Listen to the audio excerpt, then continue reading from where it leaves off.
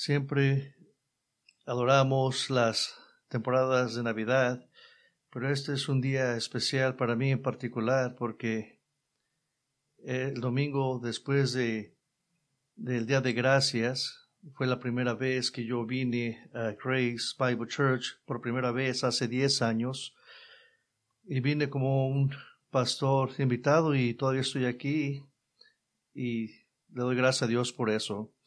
Vaya conmigo a Mateo capítulo 2, del 19 al 23. Y mientras encuentras ese texto, déjame contarte sobre un lugar que encontraremos en este texto, realmente el punto central del texto.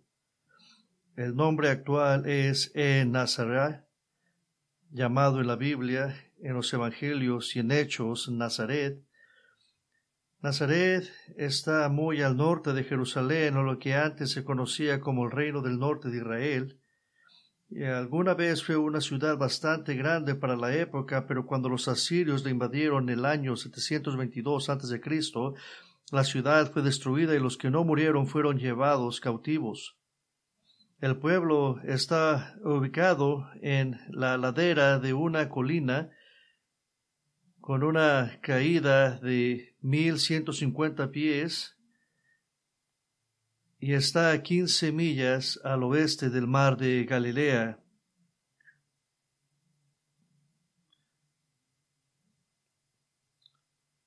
Y hacia el sur y el suroeste, Nazaret tiene una vista tremenda de todo el valle de Jezreel y el monte de Carmelo y el monte Tabor. El valle de Jezreel es importante, es el valle más grande y rico de todo Israel, llamado así por el único pueblo en el valle que los israelitas conquistaron durante la primera parte de la conquista. Es el sitio de la derrota de Saúl, el ejército israelita, por parte de los filisteos, en el que el rey Saúl fue asesinado en el monte Gilboa, que limita con el valle de Jezreel y el valle del río Jordán. Para muchos de los futuros reyes malvados del reino del norte de Israel, la ciudad de Jezreel, comenzando con el rey Omri en el año 885, se convirtió en el palacio de invierno completo con una torre alta desde la cual se podía ver todo el campo. Y mirar también a Nazaret. Y junto a esta alta torre había un viñedo grande y frondoso, propiedad de un llamado Nabot en los días del rey Acab, el mismo viñedo que Acab robó después de haber asesinado a Nabot.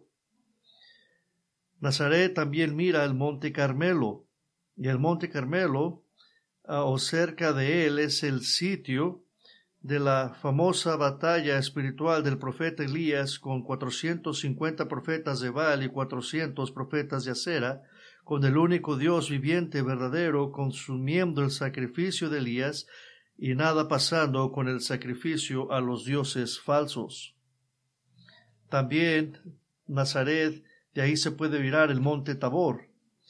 Está conectado a la loma de Nazaret por una cresta estrecha. El pie del monte Tabor es el lugar de la épica victoria de los israelitas bajo el mando de Débora y Barak sobre Sísara y el ejército de los cananeos en el libro de los Jueces. Así que Nazaret es un pueblo insignificante, pero ha sido testigo silencioso de innumerables eventos importantes en la larga historia de Israel. Y como señalará nuestro texto de esta mañana, el niño Jesús sería criado en el pueblo de Nazaret. El tamaño de la aldea a la cresta permitía un máximo de 2000 residentes, pero en los días de Jesús esto era más probable, entre 200 y 500, solo una pequeña aldea. La industria principal era la agricultura y muchos de los aldeanos manejaban viñedos y olivares produciendo vino y aceite de oliva. Y las laderas alrededor de la ciudad eran perfectas para el trigo y la cebada, mientras que la rica tierra al sur de la ciudad funcionaba bien para grandes parcelas de vegetales para el pueblo. Como tantos pueblos insignificantes cerca del Mediterráneo, era un pueblo pobre pero autosuficiente, pero aún sería considerado intrascendente, sin importancia. y como tal, Nazaret nunca se menciona en ninguna literatura no cristiana de la época de los romanos, y ni siquiera se consideraba que valiera mucho a nivel local por parte de los habitantes de la zona. Las casas del pueblo eran sencillas, construidas con piedras locales sin cortar y techos de barro y paja. Y así eran las casas. Habría sido una casa como esta donde Jesús pasó sus años de infancia, probablemente con un taller adjunto desde el cual José ejercía su oficio como carpintero, y en esa área probablemente significaba que no solo trabajara con madera, sino con la mayor parte abundante del recurso natural que era la piedra. La parte más empinada de la loma de Nazaret se llama Mons Saltus Domini, que significa bosque montañoso de Dios, muy probablemente la colina desde la cual los judíos más tarde trataron de arrojar a Jesús. Lucas 4:29 dice eso, dispuestos a asesinarlo después de que leyera de las escrituras en la sinagoga y señaló que la escritura que leyó se cumplió en él. Así que Jesús se crió en este pueblo que era tan poco conocido, pero también un testigo silencioso de gran parte de la historia de Israel. Ahora, después de compartir todo esto contigo, es posible que te preguntes ¿y qué? Y eso es realmente la pregunta para nosotros en esta mañana, mientras continuamos viendo la primera venida del Rey Jesús en Mateo capítulo 1 al 4. O si pudiera refinar la pregunta de ¿y esto qué? Solo un poco podríamos preguntar ¿por qué en Nazaret? ¿Fue esto solo para que Jesús pudiera crecer una comunidad más pequeña e íntima? ¿O porque tenía una hermosa vista? Probablemente no. En realidad, al haber crecido para Jesús en estas circunstancias no fue fácil. En mensajes anteriores vivimos que quienes lo conocían y quizás incluso vivían cerca de él creían que había algo extraño en las circunstancias de su nacimiento, con la corriente subcayente de que José no era su padre, por lo que se crió en una pequeña comunidad. Y en esas circunstancias no sería necesariamente ningún tipo de ventaja. Nuestro texto de esta mañana va a demostrar un contraste en cómo vino Jesús la primera vez y cómo vendrá la segunda vez. Y vamos a ver un contraste aquí muy claro que nos va a ayudar a entender, y vamos a ver cómo va a venir la segunda vez. Jesús vino a la tierra en la humildad, forma de un bebé, y regresará de manera completamente opuesta. Pero no es solo que Jesús se humilló a sí mismo al venir en la humilde forma de un bebé. Él no vino apareciendo como realeza o como un héroe conquistador. Él vino en absoluta sencillez y de manera ordinaria. Vino a la tierra con la intención de destruir un enemigo, el enemigo del pecado y la muerte, y lo lograría esto mediante su muerte voluntaria en una cruz para ser el sacrificio sustituto de todos los que pusieran su fe en él para el perdón de los pecados. Y eso lo podemos ver en 2 Corintios 5:21, donde dice, al que no conoció pecado por nosotros lo hizo pecado para que nosotros fuésemos hechos justicia de Dios en él. Dios el Padre hizo a Jesús para ser pecado, aunque Jesús era sin pecado y divino, como el sustituto de usted y yo, quienes realmente somos el epítome mismo del pecado. Y como parte de lograr esto, Jesús no vino a la tierra apareciendo como realeza o como un héroe conquistador. Vino a la tierra apareciendo como lo más bajo de lo bajo. Varios meses después del nacimiento de Cristo, el rey Herodes, el hombre contratado por Roma para ser rey de Israel como parte de Roma, intentó matar a Jesús, y Josué que llevó a su pequeña familia a Egipto, a un asentamiento judío ahí hasta que murió Herodes, y ahí es donde recogemos la historia en Mateo 2:19. Pero después de muerto Herodes, aquí un ángel del Señor apareció en un sueño a José en Egipto, diciendo, levántate, toma al niño y a su madre y vete a tierra de Israel, porque han muerto los que procuraban la muerte del niño. Entonces él se levantó y tomó al niño y a su madre y vino a tierra de Israel. Pero oyendo que Arquelao reinaba en Judea en lugar de Herodes su padre, tuvo temor de ir allá. pero avisado por revelación en sueños, se fue a la región de Galilea. Así como dijo el ángel, y había guiado a José para rescatar al joven de Jesús de Herodes huyendo a Egipto, así el ángel ahora de las buenas noticias que Herodes había muerto. Esas son las buenas noticias. José llega a Israel y el hijo de Herodes está reinado en su lugar. Esas son las malas noticias. Y en este distrito de Galilea, al norte de Samaria, que está al norte de Judea, las tres áreas principales en la historia del Nuevo Testamento de Israel, José y María regresaron a su ciudad natal. Y José y María regresaron a su casa. Y fíjese lo que dice el versículo 23. Y vino y habitó en la ciudad que se llama Nazaret, para que se cumpliese lo que fue dicho por los profetas, que habría de ser llamado Nazareno.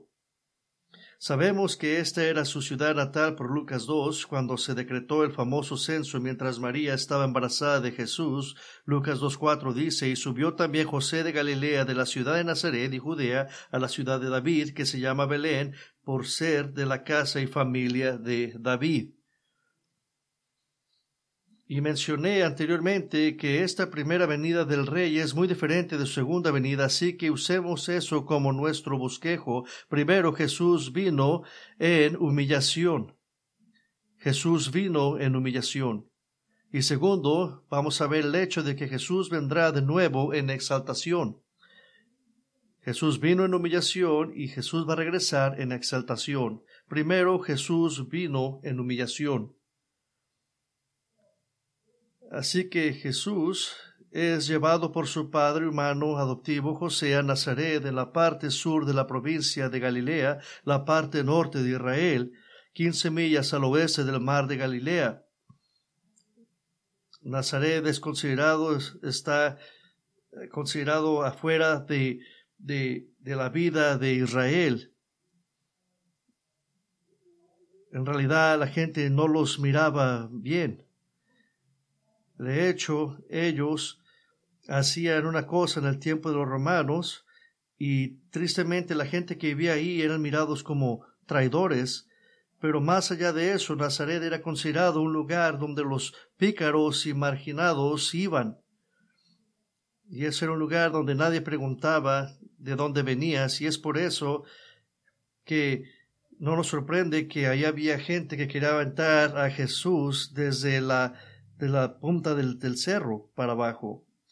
Pero Jesús, al ir a Nazaret, es interesante porque dice que cumplió una profecía donde se decía que Jesús iba a ser llamado Nazareno. ¿Por qué eso es interesante? Es interesante porque no hay ningún profeta que diga que él iba a nacer ahí. De hecho, el pueblo de Nazaret ni siquiera se menciona en el Antiguo Testamento. Entonces, ¿cómo es que ellos decían que iba a ser llamado Nazareno? Nazaret era un pueblo pequeño e insignificante, poco probable que fuera la ciudad natal de alguien famoso o digno de mención, así que ser llamado Nazareno es solo decir, él es de un pueblo pequeño e insignificante. Pero nuevamente la pregunta impulsante es ¿cómo se puede decir que Jesús es un nazareno por los profetas del Antiguo Testamento cuando ningún profeta dijo esto de él? Hay que quebrar esto.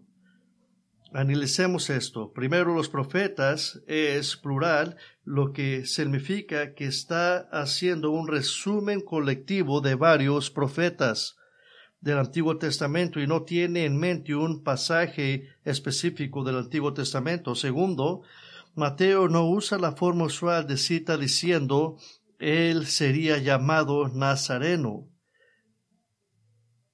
sino simplemente sería llamado Nazareno, no una cita de un pasaje o pasajes específicos, sino un resumen de un tema amplio de la expectativa de los profetas. Y es lo que está tratando de decir Mateo, y recordándonos que es algo que está resumado de una expectación que iba a venir. ¿Y qué era esa expectación que se esperaba? Era de que Jesús no iba a venir por primera vez con el porte real esperado y el poder de un Mesías rey, sino vendría en bajeza y degradación y humillación. Mira lo que dijeron los profetas. Considere el Salmo 22. Salmo 22:1 es citado por Jesús en la cruz. Dios mío, ¿por qué me has desamparado? ¿Por qué estás tan lejos de salvarme? Las palabras de mi gemido. Salmos 22:6 dice: pero yo soy un gusano y no un hombre, despreciado por la humanidad y despreciado por el pueblo. Todos los que me ven se burlan de mí, me hacen bocas, mueven la cabeza. Él confía en el Señor que lo libre, que lo rescate, porque en él se deleitaba. Esto sucedió cuando Jesús estaba en la cruz. La gente pasando y mirando todo esto y diciendo: si verdaderamente es Dios, pues que lo salve Dios. ¿Qué tal Salmos 22:16? Una compañía de malhechores me rodea, me han atravesado las manos y los pies. Puedo contar todos mis huesos, me miran fijamente y se regodean, repartiendo mis vestidos entre ellos, y sobre mi ropa echaron suertes. Esta es una descripción precisa de la crucifixión, siglos antes de que la crucifixión fuera inventada. Considera Isaías 53:2 y 3, una profecía de la venida del Mesías. El versículo 2, porque creció delante de él como renuevo y como raíz de tierra seca, no tenía forma ni majestad para lo que lo miráramos, ni hermosura para que lo deseáramos, despreciado y desechado de los hombres, varón de dolores y experimentado en quebranto, y como uno de quien los hombres esconden sus rostros, fue despreciado y no lo estimamos. Esto dice que Jesús ni siquiera era particularmente hermoso, era sencillo, era ordinario. Y más allá de eso fue despreciado, no fue estimado por sus hermanos judíos. También considere lo que dice Zacarías 11:12. Este es el pasaje que dice que el Mesías venidero sería vendido por el precio de un esclavo, 30 piezas de plata, y que este dinero sería arrojado al templo del Señor, pero luego entregado al alfarero. ¿Qué significa esto? ¿Qué significa? Mateo 27 registra que después que Judas vendió a Jesús por 30 piezas de plata que le dieron los líderes religiosos de Israel, se arrepentiría de lo que había hecho. No fue verdadero arrepentimiento, simplemente fue algo que lo hizo sentirse mal y trató de devolver el dinero. Pero los principales sacerdotes y los ancianos no lo aceptaron, y así que Judas tiró el dinero en el templo y fue y se colgó. Pero los líderes no querían que les devolvieran el dinero de sangre, así que compraron un terreno llamado el campo del alfarero como un lugar para enterrar a los extraños. Que esto es lo que Jesús valía, un lugar para enterrar cuerpos no reclamados. Ese era el valor a los ojos de ellos de nuestro Señor Jesús. Eso es lo que dicen simplemente algunos profetas. El punto es que Mateo enfatiza a Jesús viniendo de Nazaret como su ciudad natal en oposición a su lugar de nacimiento de Belén, la ciudad llamada la ciudad de David, el lugar de donde vienen los reyes. El lugar, él viene de Nazaret, el lugar de donde vienen los que no son nada. Venir de Nazaret podría ser una vergüenza. Venir de Nazaret era similar a ser llamado mediocre, que pensaba al revés, no realmente parte de nosotros, ignorantes, 50, inútil, sencillo, mínimo. Así que, para ser claro, cuando Mateo dice que Jesús será llamado Nazareno, no está simplemente diciendo que Jesús crecería en Nazaret. Nazareno es un epíteto, un apodo despreciador para alguien que es al revés, no realmente parte de alguien ignorante, 50, sin valor, sencillo, bajo, plano. Jesús el Nazareno fue un insulto. Al comienzo del ministerio de Jesús, mientras llamaba a sus 12 discípulos, Jesús volvió a Galilea, la provincia del norte, la misma provincia donde estaba Nazaret, y encontró a Felipe, de la ciudad de Betsaida, la misma ciudad en la costa del mar de Galilea, donde era Pedro y el hermano de Andrés. Y Felipe siguió a Cristo y creyó que Jesús era el Mesías profetizado en el Antiguo Testamento, y en su preocupación evangelizadora fue a Natanael y le dijo, como está registrado en Juan 1:45, hemos encontrado al que de quien Moisés en la ley también escribieron los profetas, Jesús de Nazaret, hijo de José. Pero cuando Felipe dijo la parte de Nazaret, esto fue ofensivo para Natanael. ¿Y recuerdas lo que dijo Natanael? Natanael le dijo, ¿puede salir algo bueno de Nazaret? Casi puedes escuchar el desprecio y la burla en la voz de Natanael. Te la creí hasta que me dijiste Nazaret. Incluso los demonios en Galilea menospreciaron a Jesús el Nazareno. Lucas 4:31 registra que cuando Jesús estaba en Capernaum, una ciudad de Galilea, estaba enseñando en el sábado, y una vez más la gente estaba asombrada de su enseñanza porque enseñaba con autoridad. Y Lucas 4:33 dice, y en la sinagoga había un hombre que tenía el espíritu de un demonio inmundo y gritó a gran voz, ¡Ja! ¿Qué tienes que ver con nosotros, Jesús de Nazaret? Era un insulto. Jesús, el Mesías, no introdujo el reino con pompa o esplendor o gloria de un gran rey terrenal. De acuerdo con la profecía, Él vino como el siervo del Señor, aborrecido, rechazado y despreciado. Jesús no era conocido como Jesús el Belmita, nacido en la ciudad real de David, el gran rey. En lugar, Jesús era conocido como un nazareno. Una palabra dicha con una burla, con una sonrisa en la cara. Jesús vino en humillación. Y esto es tan maravilloso para nosotros. ¿Por qué?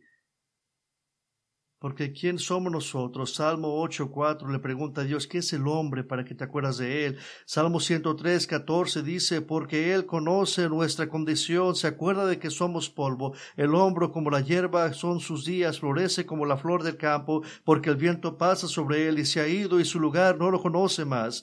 Todos somos polvo, todos somos hierba que es arrasada por nuestra propia mortalidad. Pero Jesús vino como el más bajo de los bajos, vino a ser como uno de nosotros. Él vino como Hebreos 4:15, como alguien que puede compadecerse de nuestras debilidades. Pero no se equivoque. El Nazareno era el Hijo de Dios, perfecto y sin pecado, y por lo tanto era el único sacrificio por los pecados que Dios aceptaría en su nombre para pagar la pena justa por los incontables pecados que ha cometido contra el Santo Señor Dios. Pero pronto el Nazareno, el 50, el desconocido, el sencillo, el bajo, el totalmente desconocido, va a ser conocido, porque mientras Jesús vino en humillación, Jesús vendrá de nuevo en exaltación. No le voy a decir que vaya ahí porque vamos trayendo por muchos lados, pero Isaías 49 representa al Hijo de Dios hablando a Israel y contándole el decreto y la misión que Dios el Padre le ha dado. 49:1 de Isaías dice que Dios el Padre uniría al Hijo de Dios con una naturaleza humana en el vientre de una mujer y le daría un nombre humano, Jesús. Versículo 5 dice que el Hijo de Dios finalmente rejuntaría a Israel como una nación. Pero lo que quiero señalarles es Isaías 49:7. Tome notas de ese versículo porque en este único verso contiene la naturaleza de la primera venida de Cristo y la naturaleza de la segunda venida de Cristo. Escuche la primera venida, primera mitad de Isaías 49:7 dice, así dice Yahweh, el Redentor de Israel y su Santo, al despreciado y aborrecido de la nación, al siervo de los gobernantes. Cuando Mateo estaba escribiendo Mateo 2:23, ¿cómo llamaste a alguien profundamente despreciado y aborrecido por su propia nación? Lo llamabas un nazareno.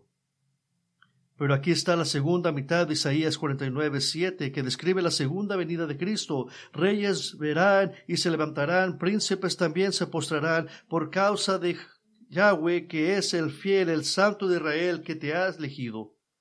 Cuando Jesús regrese al final de la gran tribulación que aún está por venir, juzgará y todas las naciones, es decir, a todos los individuos en estas naciones que se negaron a seguirlo, y luego en su reino establecerá y bendecirá a las naciones. Y Jesús será exaltado. Y podemos ver tres maneras de cómo Jesús va a ser exaltado y claro para el mundo.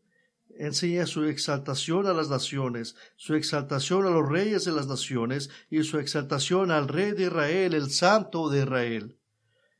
Y quiero pararme un poco y usar lo que dice Isaías solamente para enseñarle esas tres cosas de cómo Cristo va a ser exaltado, y lo vamos a hacer simplemente por el libro de Isaías. Isaías 17:13 dice de la exaltación hacia las naciones, hacia el hecho de que también es exaltado en su juicio y en su dominio. Vamos a hablar de su exaltación de las naciones en su juicio. Isaías 17:13 dice que las naciones braman como estruendo de muchas aguas, pero él las representará y irán de lejos, perseguidas como la paja por los montes delante del viento y como el polvo arremoleando delante de la tempestad. Isaías 25:3 dice que ciudades de naciones despiadadas le temerán. Isaías 29:7 Dios le promete a Israel que todos los que luchen contra Jerusalén eventualmente serán para Israel como un mal sueño, porque el Mesías los defenderá. Isaías 30:28 Jesús arrendará a las naciones con sedazo de destrucción. Isaías 34:2 porque la ira de Yahweh estará contra todas las naciones y su ira contra todos sus ejércitos los ha consagrado a la destrucción, los ha entregado al matadero. ¿Y qué tan fuerte es Cristo comparado a las naciones? Fíjese lo que dice Isaías 40:15 he aquí las naciones son como una gota en un balde y son contados como el polvo. Isaías 40:17 dice que todas las naciones son como nada delante de él, menos que nada, un vacío contadas por él. Y después de que Jesús vaya regresado y eliminado a sus enemigos, los sobrevivientes, aquellos que han creído en el Señor Jesucristo como Salvador, saldrán y verán el resultado. Isaías 66:24 y saldrán y mirarán los cadáveres de los hombres que se rebelaron contra mí. Pero entonces, después de ser exaltado en juicio, Jesús será exaltado en su dominio, en su perfecta y benévolo dominio sobre el mundo. Y nada más vamos a pasar lo que dice Isaías 42:1, Él traerá justicia a las naciones. 42:6 llama a Jesús una luz para las naciones. 43:9 todas las naciones se juntan y los pueblos se reúnen. Cristo es ahora el punto focal de las naciones. Isaías 45:20 reunidos y venir, acercaos juntos, sobrevivientes de las naciones, y esto es para borrar la ignorancia espiritual y contemplar a Jesús como el Dios vivo y verdadero. Ya no va a haber debates de que si Cristo existió o no. 52:10 dice, todos los confines de la tierra verán la salvación de nuestro Dios. 52:15 así rociará muchas naciones, Él los limpiará espiritualmente para santidad y justicia.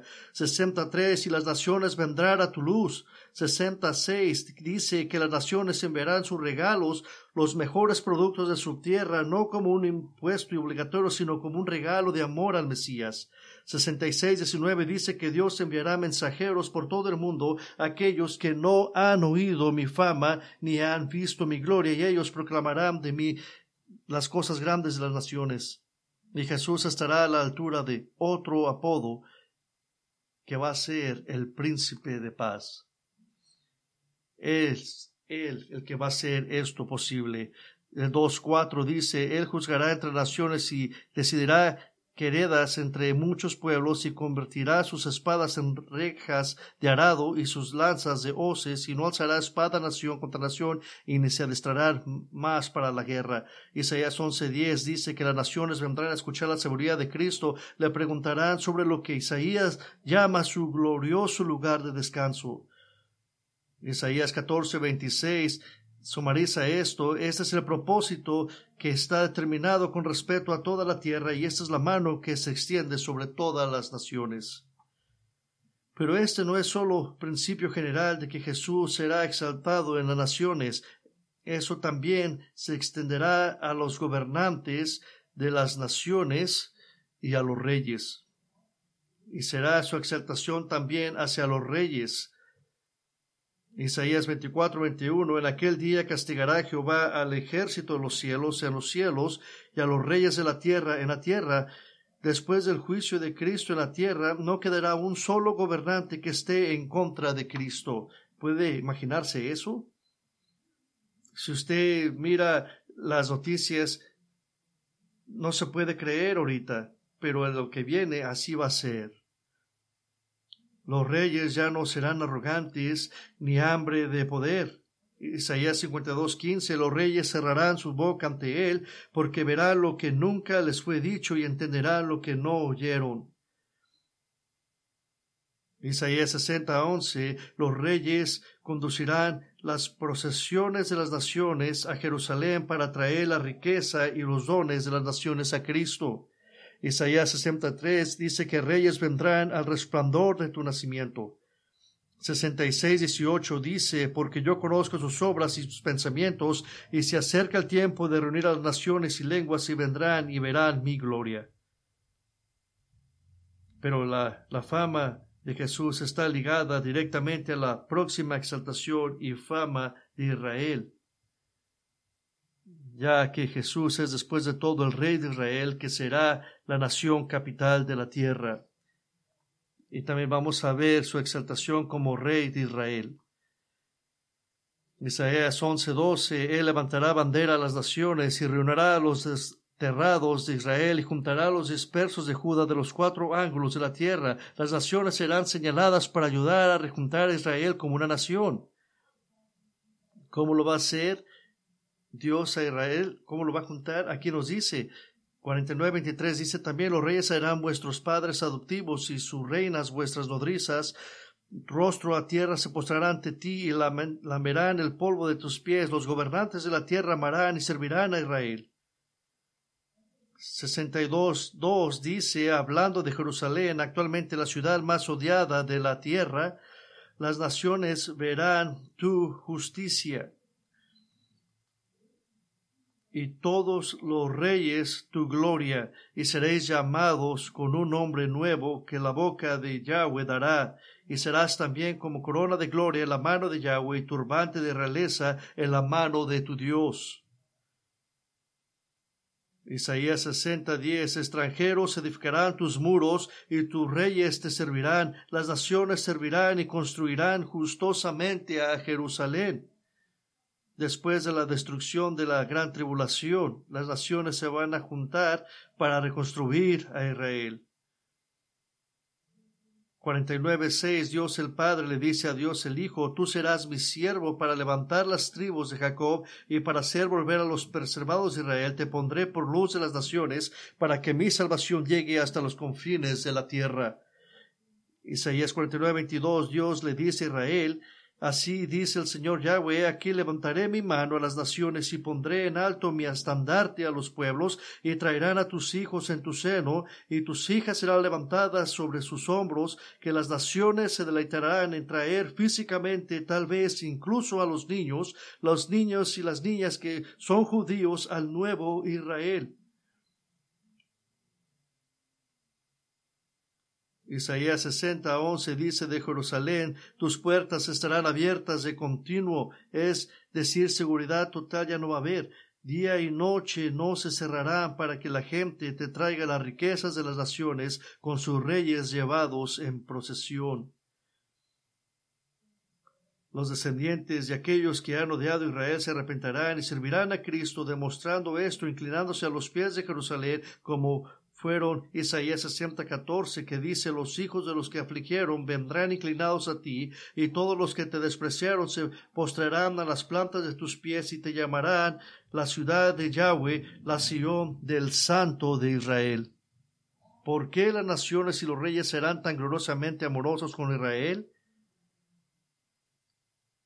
Porque Dios lo decretó otra vez.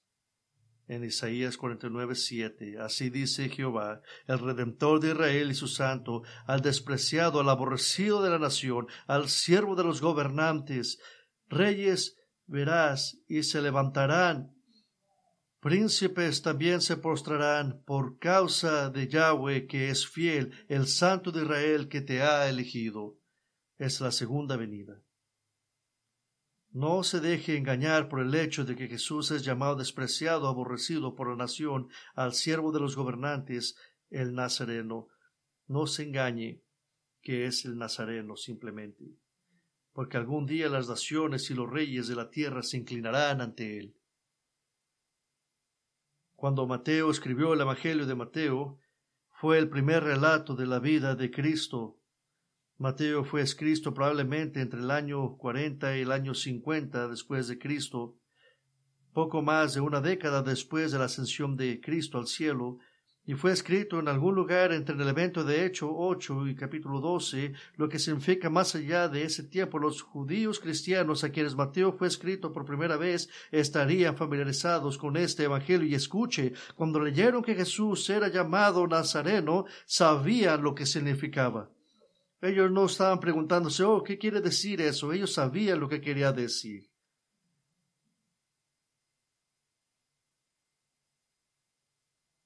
Hechos 24 registra que aproximadamente 2 décadas después de la escritura de Mateo, el apóstol Pablo fue juzgado ante el gobernador Félix, con el sumo sacerdote de Israel tratando de ayudar a que Pablo fuera condenado como creyente en Jesucristo. Y los malvados líderes de Israel enviaron un portavoz llamado Tertulio para presentar el caso a Félix en contra de Pablo. Y Tertulio acusó a Pablo de ser un líder de los cristianos judíos y tiene un apodo, un insulto para los cristianos. Tertulio le dice al gobernador Félix acerca de Pablo en Hechos 24:5, porque hemos hallado a este hombre una plaga que provoca disturbios entre todos los judíos en todo el mundo y es la cabecilla de la secta de los nazarenos. Era un insulto. Así es como los no salmos llaman a los cristianos nazarenos, los que se asociaban con el nazareno. Y así que sabemos que ese es el trato, que si se asociara con el nazareno, si creerá que Jesús vino a la tierra en forma humilde y que murió como un criminal humillante en una cruz para satisfacer el pago por el pecado de su nombre, por la paga del pecado, por parte suya, entonces el Señor Jesucristo se asociará con usted cuando sea exaltado y gobierne el mundo en su gloria venidera.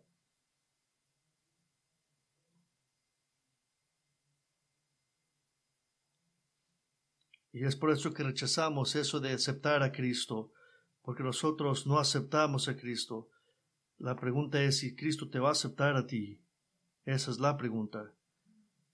Es una pregunta para aquellos que están aquí. ¿Se va a asociar con el Nazareno? Porque si no lo hace, las consecuencias son eternas.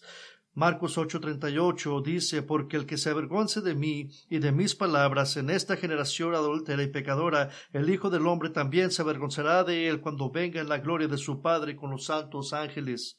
Jesús está haciendo una declaración simple. Si te niegas a estar en Cristo, a ser perdonado de tus pecados y asociarte con el Nazareno, entonces Él no se asociará contigo. Y tú vas a oír las palabras de Jesús de Mateo 7:23, y entonces les declaré, nunca os conocí, apartaos de mí, obradores de iniquidad. ¿Qué está diciendo esto? Nunca los conocí, y está cumpliendo la profecía que nunca va a asociarse con ellos. Y recordarás que nunca se asociaron con ellos. Así que para evitar esto también debes de venir como un nazareno, sin valor, bajo, como si no contaras, como Tito 3:5 dice, Él nos salvó no por obras que nosotros hubiéramos hecho. Efesios 2:8 dice, porque por gracia sois salvos, por medio de la fe, o como Primera de Pedro 5:5 dijo, Dios es contrario a los orgullosos, pero da gracia a los humildes. Tienes que venir al Nazareno como un nazareno, porque el Nazareno es ahora conocido como el Rey de Reyes y el Señor de Señores, Dios Todopoderoso, el Alfa, el Omega, el principio, el fin, el primero, el último, el que murió y el que ahora vive para siempre.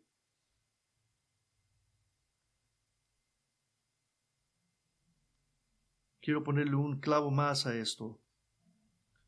Tenemos un relato de Jesús en esencia poniendo su humillación y su exaltación juntas en un momento, símbolo que altera la vida de un odio de la iglesia primitiva llamado Saúl de Tarso. y ese hombre es Saúl de Tarso. Pase a Hechos capítulo 9. Y quiero mostrarle los 3 relatos de la conversión de Saulo, también conocido como Pablo. El primero, en Hechos 9, es el evento mismo descrito por Lucas, el autor de Hecho. Las segundas 2 son descripciones de Pablo mismo. Cada cuenta incluye algunos detalles únicos, pero estos se armonizan fácilmente. Aquí en Hechos 9 el énfasis está más en lo que sucede después de su conversión, por lo que el resumen de la experiencia de conversión de acción está en Hechos 9. Saulo, respirando aún amenazas y muerte contra los discípulos del Señor, vino al sumo sacerdote y le pidió cartas para las sinagogas de Damasco, a fin de que si hallases algunos hombres o mujeres de este camino, los trajeses presos a Jerusalén. Mas yendo por el camino, aconteció que al llegar cerca de Damasco, repentinamente lo rodeó un resplandor de luz del cielo, y cayendo en tierra oyó una voz que le decía: Saulo, Saulo, ¿por qué me persigues? Y él le dijo: ¿Quién eres, Señor? Y le dijo: Yo soy Jesús, a quien tú persigues. Pablo hace la pregunta de su vida, la pregunta más importante que ha hecho en su vida: ¿quién eres, Señor? Y la respuesta resumida es simplemente: yo soy Jesús, a quien tú persigues, lo que significa que el Jesús crucificado no solo estaba vivo, sino que era celestial y glorioso y poderoso, y que al arañar a la iglesia él estaba atacando al Hijo de Dios. Y obtendremos más detalles en Hechos 26. Vuelva a Hechos 26, versículo 12. Pablo ahora ha sido arrestado y está defendiendo al rey romano de la zona, el rey Agripa, y comienza diciéndole a Agripa cuán atroz y malvado había sido contra los cristianos. Hechos 26:12 dice lo siguiente: ocupado en esto, iba yo a Damasco con poderes y en comisión de los principales sacerdotes, cuando a mediodía, oh rey, yendo por el camino, vi una luz del cielo que sobrepasaba el resplandor del sol, la cual me rodeó a mí y a los que iban conmigo, y habiendo caído todos nosotros en tierra, y una voz que me hablaba y decía en lengua hebrea: Saulo, Saulo, ¿por qué me persigues? Dura cosa te es dar coces contra el aguijón. Yo entonces dije: ¿quién eres, Señor? Y el Señor dijo: yo soy Jesús, a quien tú persigues. Nuevamente esta respuesta trascendental de quién eres, Señor, y otra vez: yo soy Jesús, a quien tú persigues. Y un detalle clave que obtenemos aquí en la frase que Pablo completa en el relato resumido de Hechos 9, cuando Jesús dice: difícil es dar coces contra los aguijones. Un aguijón era un palo con un accesorio afilado en un ángulo para conducir ovejas o ganado. Actuaba como espuelas y era muy efectivo para hacer saber a un animal que hablabas en serio sobre a dónde querías que fuera. Y le pegabas al animal con ese aguijón. Pero Jesús describe a Pablo como cosando contra los aguijones, que no quería adorar a Jesús. Y Saúl era terco y obstinado y voluntario en su incredulidad. Cualquiera que dice que la salvación es algo que usted puede escoger no ha hablado con Pablo. Él fue tumbado por Dios mismo. Y Dios le dijo: nos tomó varios tiempo para tener esta plática, ¿verdad, Pablo? Y eso es algo simplemente que yo quiero que mire. Pero en los ambos relatos, Saulo hace esta pregunta trascendental: ¿quién eres tú, Señor? Y Jesús ha dado la respuesta: yo soy Jesús, a quien tú persigues. Pero ambos relatos de la respuesta de Jesús también son un resumen. Porque en el tercer cuento hay un ultimato implícito, y es: ¿vas a ser para mí y asociarte conmigo y ser identificado conmigo, o serás en contra de mí? Jesús le está diciendo esto a Pablo: ¿te vas a asociar conmigo o no? ¿O vas a estar en contra de mí? En Hechos 22, Pablo se le ha dado la oportunidad de dirigirse a una multitud rebelde de judíos en Jerusalén que se oponen a Pablo y a su mensaje, y está parado en una escalera exterior por encima de la gente. Vaya al final del capítulo 21, en el capítulo 21, 40. Y cuando él se le permitió a Pablo, estando en pie en las gradas, hizo la señal con la mano al gran pueblo, y hecho un gran silencio, habló en lengua hebrea, diciendo: varones, hermanos y padres, oíd ahora mi defensa ante vosotros. Y al oír que les hablaba en lengua hebrea, guardaron más silencio. Y él les dijo: yo de cierto soy judío, nacido en Tarso de Cilicia, pero criado en esta ciudad, instruido a los pies de Gamaliel, estrictamente conforme a la ley de nuestros padres, celoso de Dios, como hoy lo sois todos vosotros. Perseguía yo este camino hasta la muerte, prendiendo y entregando en cárcel a hombres y mujeres, como el sumo sacerdote también me es testigo, y todos los ancianos, de quien también recibí cartas para los hermanos, y fui a Damasco para traer presos a Jerusalén, también a los que estuviesen ahí, para que fuesen castigados. Pero aconteció que, yendo yo, al llegar cerca de Damasco, como a mediodía, de repente me rodeó mucha luz del cielo, y caí al suelo, y a una voz que me decía: Saulo, Saulo, ¿por qué me persigues? Y yo entonces respondí: ¿quién eres, Señor? Y me dijo: yo soy Jesús de Nazaret, a quien tú persigues. Jesús, el Nazareno de los judíos, a quienes Pablo les estaba predicando. Pablo fue recordado que si se iba a asociar con Cristo o no. Jesús puso su humillación y su exaltación en un evento, en un solo evento: Jesús el Nazareno. Los judíos a quienes Pablo les estaba predicando, sin duda captarían esta referencia y sabrían que eso no es un nombre que usted se llama orgullosamente. Para Pablo, este fue el momento en el que Jesús se identificó como el más bajo y ahora el más exaltado, significándose que Pablo no podía simplemente decir: bueno, ahora que eres exaltado, por supuesto te voy a seguir. No. Debe seguir a Jesús el Nazareno, debe convertirse un nazareno también.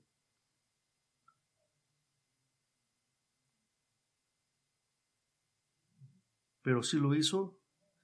Pablo se convirtió en un modelo de lo que significa seguir al Nazareno y ser un nazareno. Filipenses 3, Pablo destaca lo súper justo que era como judío.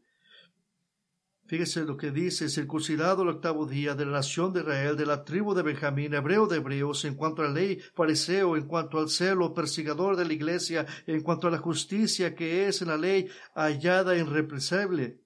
¿Y qué pensó de todo eso ahora? Dice: pero cuanto estas cosas eran para mí ganancia, las he estimado como pérdida por amor de Cristo. Más aún estimo todas las cosas como pérdida a causa del incomparable valor de conocer a Cristo Jesús mi Señor, por quien lo he perdido todo y tengo todo por basura para ganar a Cristo. Para ganar a Cristo. Gálatas 2:20, Pablo dice: he sido crucificado con Cristo, ya no vivo yo, sino que Cristo vive en mí. 1 Timoteo 1:15, Pablo se llama a sí mismo el protos, el primero, el mayor de todos los pecadores. El primero de todos los pecadores. Pablo es un nazareno. ¿Qué hay del pequeño Nazaret? El pueblo que trató de arrojar a Jesús por un acantilado cuando reveló su identidad como el Mesías de Dios en la sinagoga. Ahí se encontraron restos de una antigua iglesia de la era Vistania, pero eso fue más importante a la zona. Pero debajo se ha encontrado una estructura amurallada que encaja con la descripción exacta de una típica sinagoga de Galilea. No sé si es la misma sinagoga que Jesús leyó en Isaías 61, pero las paredes están cubiertas con escritos en griego y arameo que identifican claramente el edificio como ocupado y utilizado por seguidores de Jesucristo, probablemente durante la iglesia primitiva. Durante esta era. De hecho, la mikve de la sinagoga, la piscina grande y pequeña utilizada para el lavado ceremonial judío, se había transformado en un baptisterio debido a que los conversos de Nazaret llegaron a la fe en Cristo. ¿Por qué lo ocupaban? Porque había personas de Nazaret que habían venido a ser cristianos. ¿Sabe qué quiere decir eso? Que muchos de estos nazarenos verdaderamente se hicieron nazarenos. Y dos de estos a lo mejor fueron algunos de los que quisieron matar a Jesús y ahora están en los cuartos del cielo alabando al Señor, bautizados en esta tierra, no muy lejos donde quisieron matar a su Salvador. ¿Cuál es el punto de todo esto? Si Cristo no se hizo un nazareno, tú tampoco puedes, pero sí lo hizo para que tú también puedas. Ese es todo el punto. Y le doy gracias a Dios por Mateo 2:23, donde dice que Él se hizo un nazareno, así como nosotros. Oremos. Padre, venimos a usted una vez más. Nuestros corazones, nuestras mentes llenas de verdad, de gozo. Qué hermoso es ver que usted tenía un plan perfecto para juntar esa brecha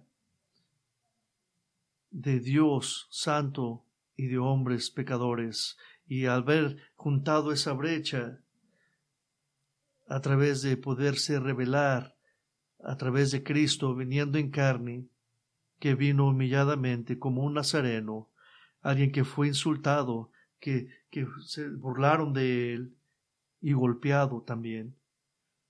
Y ahora Él está exaltado como el Rey de Reyes y Señor de Señores, preparando aún ahora mismo para su segunda venida. Así que, Señor, le pido por cualquier hombre o mujer que esté aquí, joven o niño, que han oído este mensaje y saben que el Espíritu de Dios está hablándoles a su corazón y que tienen orgullo en sus vidas, que están siendo convencidos de que tienen orgullo en sus corazones y que miran a Jesús como un nazareno,